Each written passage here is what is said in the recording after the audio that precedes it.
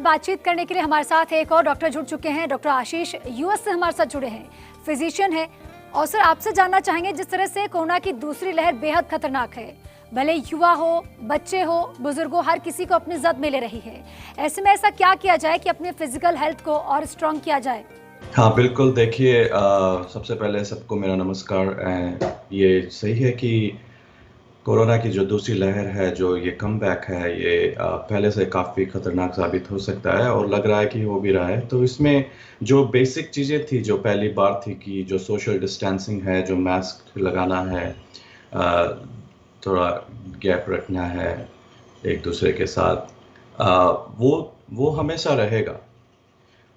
उसमें कोई कमी और जो कहते हैं कि आप सोशल डिस्टेंसिंग, मास्किंग और ये और इवन वैक्सीन, ये सारी चीज़ें हमेशा इम्पोर्टेंट रहने वाली है। वैक्सीन जो है वो बहुत ही ज़रूरी है। वैक्सीन लगाना, जो एक हर्ड इम्यूनिटी क्रिएट करना है, ये सारी चीज़ें बहुत अहम है और ये एक टर्निंग पॉइंट साबित हो सकता है। अगर जो इंडिया है उसके अंदर अगर हम अचीव कर लेते हैं, अगर almost like 70 to 80% of vaccination of the people, एक herd immunity can be develop, जो एक हर्ड इम्यूनिटी डेवलप की जा सकती है। काफ़ी लोग सोचते हैं कि जो वैक्सीन है और या वैक्सीन लगने के बाद में भी जो इन्फेक्शन हो रहे हैं, तो देखिए कि 100% कोई भी वैक्सीन इफ़ेक्टिव नहीं होता है। लेकिन एक तरह से अगर जो वैक्सीन लिया जाता है और आप अगर 60 to 70% लोगों को भी वैक्सीनेट कर देते हैं और उनकी हर्ड इम्यूनिटी डेवलप हो जाती है, इससे दो फ़ायदे होते हैं। एक तो जो अगर इन्फेक्शन आपको होता भी है तो उसकी जो इंटेंसिटी होती है वो काफ़ी कम हो, ऐसा चांस रहता है। और दूसरा कि इन्फेक्शन ना होने का भी काफ़ी हद तक चांस रहता है। मेरी अपील यही है कि जो सोशल डिस्टेंसिंग, जो मास्क लगाना है, वो बरकरार रखें और अगर वैक्सीन लगाने का मौका मिल रहा है, वैक्सीन लगाना तो वैक्सीन लगाएं। बिल्कुल। सर, आपसे जानना चाहेंगे कि जिनको पहले कोरोना हो चुका है, उन लोगों में अभी एक भ्रांति फैल चुकी है। उनको लगता है कि अब उन्हें दोबारा कोरोना नहीं हो सकता, क्योंकि उनके अंदर एंटीबॉडीज जनरेट हो चुकी है। ऐसे में इस पर स्थिति स्पष्ट करें कि क्या उनको भी वापस कोरोना हो सकता है? जी बिल्कुल, ये जो दोबारा री इन्फेक्शन है वो बिल्कुल हो सकता है। हालांकि चांस जो है वो काफ़ी कम होते हैं, लेकिन होता ये है कि ये एक वायरस है जो म्यूटेट होता है, जिसकी जेनेटिक सीक्वेंस चेंज हो जाती है। जो इन्फेक्शन होता है, जो रिसेप्टर्स के तरीके से और जो भी मैकेनिज्म होती है जिसके अंदर से वो आपकी बॉडी के अंदर एंटर करते हैं, आपको इन्फेक्ट करना शुरू करते हैं, आपके बॉडी के अंदर मल्टीप्लाई करना शुरू करते हैं, तो जो जेनेटिक सीक्वेंस या म्यूटेशन चेंज होता है, तो वो जो मैकेनिज्म होती है वो चेंज हो सकती है। इसीलिए वो जो जेनेटिक सीक्वेंस चेंज होता है उसको डिफरेंट वेरिएंट का नाम दे दिया जाता है। वो डिफरेंट वेरिएंट होता है, उसका मैकेनिज्म अगर डिफरेंट है तो वो आपका जो इम्यून प्रोटेक्शन का जो मैकेनिज्म डेवलप हुआ था पहले इन्फेक्शन से, उसको बाईपास कर सकता है और उसको बाईपास कर करके आपको फिर से इन्फेक्ट कर सकता है। सो इसी की वजह से जो सोशल डिस्टेंसिंग और मास्किंग अभी रखना ज़रूरी है। लेकिन ये समझने की ज़रूरत है कि अगर आपको वैक्सीन लगवाया हुआ है और अगर आपको इन्फेक्शन हुआ भी है, तो भी इन ये जो जो डिफरेंट वेरिएंट होते हैं उनके उनकी उनकी वजह से इन्फेक्शन हो सकता है। लेकिन फिर से हो सकता है कि वो इन्फेक्शन की जो इंटेंसिटी हो वो पहले से कम हो, ये संभव है।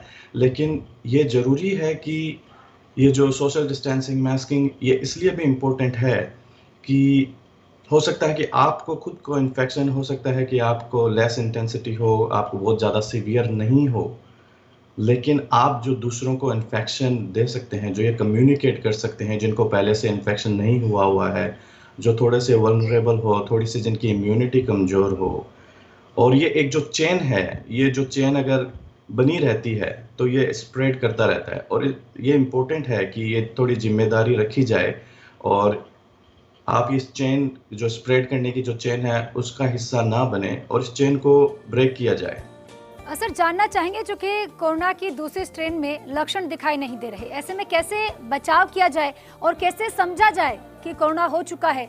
जी बिल्कुल, जी, ये ज़रूरी है, ये पहले भी हुआ था कि बहुत सारे एसिम्प्टोमेटिक जो इन्फेक्शन थे, बहुत सारी स्टडीज़ की गई थी, जिनके अंदर बहुत सारे जो मेडिकल वर्कर्स थे, उनको चेक किया गया था। एक यूरोपियन स्टडी थी, जिनके अंदर उन्होंने अपने जो इमरजेंसी मेडिकल सिस्टम के वर्कर्स होते हैं, उनको चेक किया था। उनमें से काफ़ी लोगों को शुरुआती दौर के अंदर जो एसिम एसिम्प्टोमेटिक इन्फेक्शन होते हैं वो पता चले थे और उनको इन्फेक्शन नहीं हुआ था, जो उनको सिम्टम्स एग्जिबिट नहीं हुए थे। लेकिन ये पाया गया था कि वो भी काफ़ी लोगों को इन्फेक्ट कर सकते हैं। सो इम्पोर्टेंट यहाँ पे यही रहता है कि हो सकता है कि आपकी इम्यूनिटी ऐसी हो कि वायरस जो है आपको पूरी तरह से इन्फेक्ट नहीं कर पाया हो सकता है कि सिर्फ आपके जो अपर रेस्पिरेटरी ट्रैक्ट है, जो साइनसेस हैं, उनके अंदर सिर्फ कॉलोनाइज करके रह गया हो और आपको उसने सिम्टम्स नहीं दिए हो। तो ये एक तरह से ये पता करना मुश्किल होता है अगर सिम्टम्स नहीं होते हैं तो कि आपको इन्फेक्शन है कि नहीं है।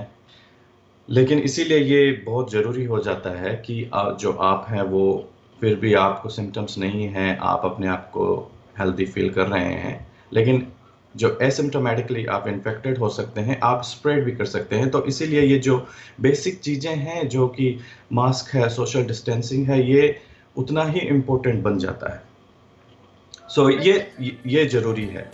जी। डॉक्टर आशीष, हमारे साथ जुड़ने के लिए बहुत बहुत शुक्रिया आपका। और बिल्कुल सही बात कही आपने कि जिन लोगों को लक्षण नहीं है कोरोना के, उनको भी कोरोना हो सकता है और वो बहुत सारे लोगों को ये वायरस बांट भी सकते हैं। बहुत बहुत शुक्रिया फर्स्ट इंडिया के इस मंच पर आपका जुड़ने के लिए सर।